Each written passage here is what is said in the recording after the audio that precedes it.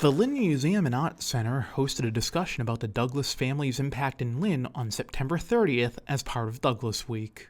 Kenneth B. Morris Jr., the great-great-great-grandson of Frederick Douglass, and also the great-great-grandson of Booker T. Washington, along with local Douglass historian Tom Dalton, were on hand to discuss the legacy of Frederick Douglass, the Douglass family, and their impact on both Lynn and the nation.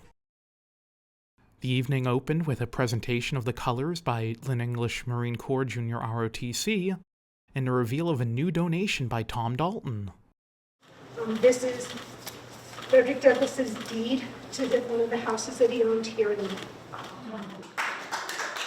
This led into a discussion moderated by Lynn Museum's Executive Director Danica Thurston Chavez with Kenneth and Tom that covered several areas of the Douglass family's lives, but there was a focus on Frederick's wife Anna and the family's legacy.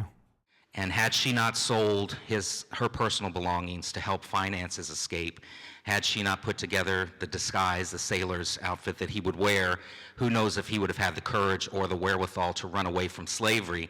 And had that not happened, we would be a very different country sitting here today without the contributions of Frederick Douglass as the great abolitionist and then his career as a statesman. Anna has not been treated with the dignity and respect that she deserves in this story. She has been pushed aside and is not even a footnote. And depending upon which scholars you read or which books you've read, Anna has been portrayed as being in the kitchen and the garden when the important work was going on, and that is not true. Why Douglass? What about his story compelled you to write this book and to continue your research even today?